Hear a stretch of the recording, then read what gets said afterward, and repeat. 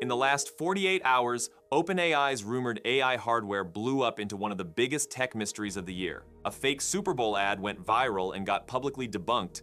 AI agents are shaking up traditional software and Wall Street, top banks are automating accountants with Claude-type AI, and Elon Musk just said the real AI battle will be won through energy, robots, and even compute centers in space. Let's start with the hardware mess, because OpenAI hardware has officially entered the nobody knows what's real anymore phase. One set of leaks says OpenAI's first consumer device is an AI earphone called Dime, like the 10-cent coin meant to signal how tiny and delicate it is. This info came from a leaker known as Smart Pikachu. And right as that was spreading, China's National Intellectual Property Administration, CINIPA, publicly announced a patent related to OpenAI hardware. That timing made everything feel a lot more serious, like we're not just dealing with vaporware slides anymore. This earphone project is tied to an older codename, Sweet Pea. And Sweet Pea, if the supply chain chatter is accurate, is not a normal earbud. It's described as trying to replace AirPods, but without going the usual in-ear route. The main body is supposedly metal, shaped like a pebble, with two removable capsule-style earpieces stored inside. The wearing style is said to sit behind the ear instead of inside it. Materials are described as closer to smartphone-grade hardware rather than bone conduction tech. Then there's the silicon. The processor target is a 2-nanometer smartphone-class chip, with an Exynos solution being the most mentioned candidate. There's also talk of a custom chip that would let the device directly execute Siri commands on an iPhone through voice, basically trying to punch through Apple's ecosystem walls from the outside. Internally, this device is said to be a top priority for Jony Ive's team, with OpenAI having massive expectations. The rumored launch window is around September, and the first-year shipment target floating around is 40 to 50 million units, which is insanely ambitious. On top of that, Foxconn has reportedly been told to prepare capacity for 5 OpenAI devices by Q4 2028. That's a full product family roadmap, not a one-off gadget. But here's where reality kicks in. These same reports say OpenAI had to compromise hard because of hardware economics. HBM shortages and sky-high 2-nanometer chip costs forced them to delay the original idea of an all-around phone-like AI device with its own compute unit. The new plan, according to this version, is to ship a stripped-down audio-only earphone in 2026, then release a more powerful version later when components get cheaper. Now enter the second thread, which throws this whole earphone idea into doubt. There were court statements tied to Jony Ive's hardware company where key people made very specific clarifications. Evans Hankey, described as a co-founder and chief product officer, said IO has no plan to launch a custom earphone. Another co-founder, Tang Tan, went even further and said the prototype is neither an in-ear device nor a wearable. That basically rules out earbuds, glasses, watches, all the obvious categories. And this lines up way better with how Sam Altman has been describing OpenAI's first device. He's hinted that it's small enough to fit in your pocket or sit on a table, has environmental sensing, and is meant for moments when pulling out your phone is inconvenient or when you need deep focus. He compares phones to noisy, attention-destroying places and OpenAI's device to a quiet personal space built for concentration. When you connect those dots, a pen suddenly makes a lot of sense. Now, quick pause on all this OpenAI hardware chaos, because this is actually big for anyone into AI video. Higgsfield is sponsoring today's video, and they've built one of the fastest-growing creator-focused AI production platforms out there, designed to feel more like a real studio workflow than just a prompt box. When you land on Higgsfield, everything is structured around how videos actually get made. You start with an idea, shape your shots, and generate and refine inside one connected pipeline. Instead of bouncing between different AI tools for scripts, visuals, and edits, your whole project stays in one place from concept to export. That creator-first setup is what really makes the platform stand out, especially if you're trying to produce more than just quick test clips. They already host many of the newest and strongest AI video models, and the latest addition is Kling 3.0, which is honestly one of the most impressive video models out right now. Inside Higgsfield's workflow, your script, references, and audio direction all feed into one structured generation process. So scenes flow naturally, camera movement makes sense, and characters and objects stay consistent from shot to shot. In practice, you open a project, drop in a short script or idea, map out the scene, generate your video, tweak timing or visuals, and export something ready for social, ads, or storytelling. Definitely worth checking out if you're serious about AI filmmaking. Link is in the description. All right, now let's get back to OpenAI's mystery device. A pen is normal on a desk. It doesn't scream surveillance gadget. It has a low cognitive barrier. And that's where the design philosophy clues get interesting. Jony Ive has talked about loving products that are incredibly complex inside yet so appealing outside that people want to touch them casually, even joking that great design makes people want to lick and bite it. Altman apparently said the prototype made him want to lick it, describing it as minimalist, elegant, and slightly playful. There's also talk of high-quality ceramics and extremely simplified interaction, maybe just a few physical buttons. Then you look at their personal habits. Ive is a serious pen collector. Vintage Monograppa fountain pens, Hermes fountain pens designed by Mark Newson, and early in his career he made money designing the TX2 ballpoint pen. He also worked deeply on Apple Pencil, so pen-shaped tech is familiar territory. Altman is even more obsessed. On a 2024 How I Write podcast, he said he's a heavy note-taker who finishes a notebook every 2 to 3 weeks. He recommended specific pens, Uniball Micro 0.5 and Muji 0.36 or 0.37, preferably with dark blue ink.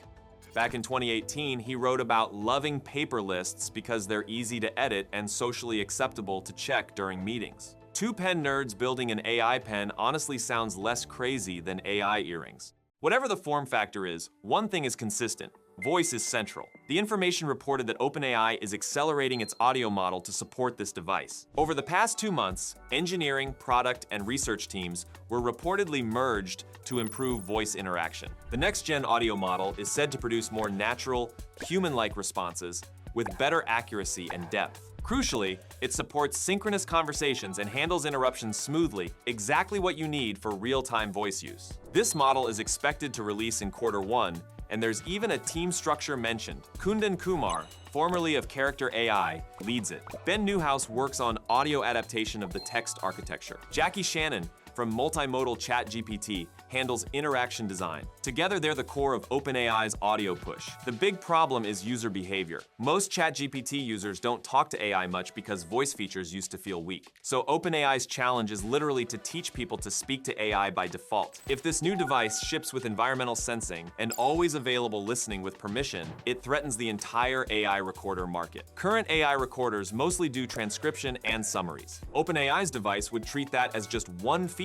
among many. Just like smartphones killed MP3 players, a multi-skill AI device could wipe out single-purpose AI gadgets. The business model angle is obvious: hardware plus subscription. OpenAI could bundle premium AI services into ChatGPT plans, using its scale and low software marginal costs to move fast. Then someone added a wild but plausible twist. Max Child, founder of Volley, suggested an AI pen might have a micro projector in the top to project visuals onto a desk, solving screenless interaction. The clip could hold a microphone or camera, letting it read text and understand the environment. You write a formula, it solves it.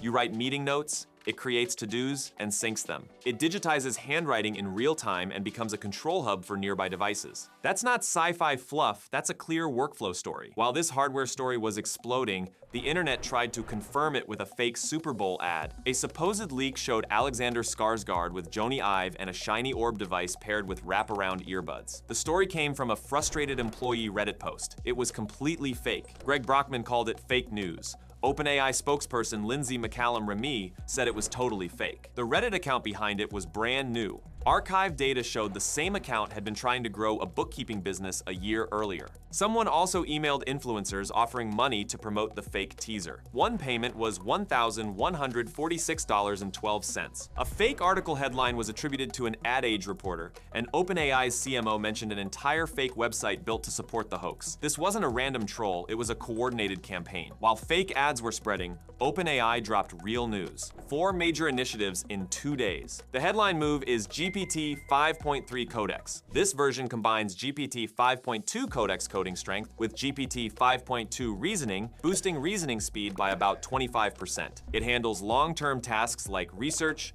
tool use, and complex workflows without losing context. The wild part, Codex helped build itself. It was used to monitor and debug training, find infrastructure issues, analyze interaction quality, and build visualization tools. Engineers used it to optimize tool chains, find context rendering bugs, and improve cache hit rates. In testing, it built a regex classifier to analyze logs and summarize thousands of data points in 3 minutes. OpenAI says this changed internal workflows in 2 months. It builds full games, iterating with millions of tokens, generates smart web pages, and goes beyond coding into docs, slides, spreadsheets, PDFs, and visual content. On the OS World Verified benchmark, it scored 64.7%, up from around 38% in earlier models, approaching the human average of 72%. Token use per task dropped by more than half. Then there's App Server, a universal socket for agents. It's built on JSON RPC with two-way communication over STDIO.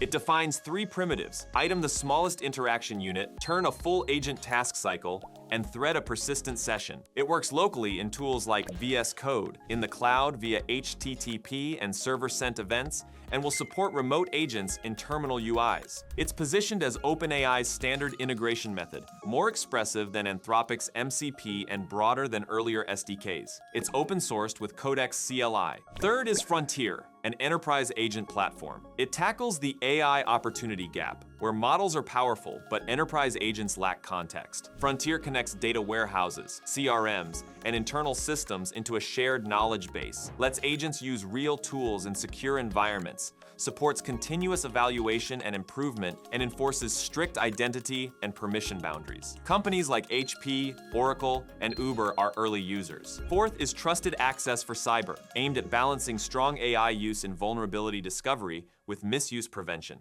Now the market reaction. Over roughly 48 hours, software stocks got hammered. Around $300 billion evaporated in US markets alone, nearing $1 trillion globally when counting Europe and Asia.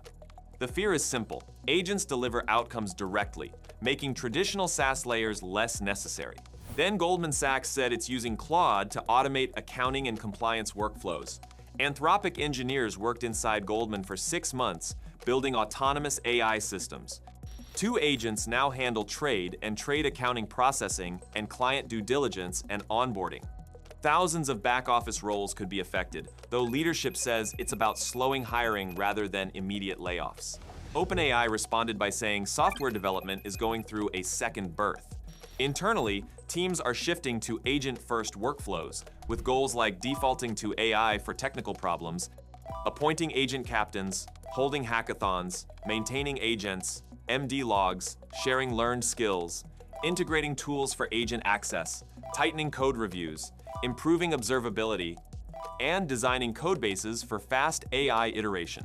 Wall Street dubbed the panic SaaSpocalypse. Anthropic's Claude Cowork adding 11 plugins was seen as agents replacing software, not just assisting it. The old seat license model breaks if one agent can do the work of 10 humans. Companies like DocuSign and Zendesk took hits.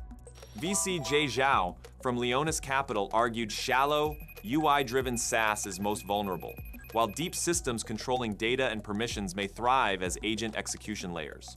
The future stack looks like stable systems at the bottom, proactive agents on top, humans supervising. And then Musk stepped in with his own angle, energy, and manufacturing decide AI dominance. On Dwarkesh Patel's podcast, Musk talked for hours about AI data centers, China, and building compute centers in space. Solar panels in space could generate 5 times the energy of Earth-based ones, with near constant sunlight in some orbits. He argues US power infrastructure is a bottleneck while China's grid gives it an edge. Without breakthrough innovation, he says China could win without a fight in AI and robotics. China's AI models like Qianwen and Dubao are widely used because they're cheap and offer large free quotas. Chinese firms rely on domestic chips with good cost performance and lower energy costs, plus open source models like DeepSeek. Musk believes chip advantages will shrink as manufacturing approaches limits, making energy the real driver. He sees humanoid robots as America's breakthrough lever. China already leads in industrial robots, with over 50% of global installations in 2024 and 773,000 units produced in 2025. up 28% year over year. In humanoids, Omdia reports 13,000 units shipped in 2025, over 80% from Chinese companies. Jipu Robotics shipped 5,168 units, 39%. Unitree shipped 4,200, 32%. Tesla Optimus is under 4%, mostly internal. Musk's space compute vision faces huge heat dissipation challenges, possibly requiring radiators covering square kilometers, and maintenance in orbit is a nightmare. That's the current state of AI. Mystery hardware, fake leaks, real agent revolutions, markets freaking out, banks automating knowledge work, and billionaires planning data centers in space. Drop a comment if you're still breathing after all that. Thanks for watching, and I'll catch you in the next one.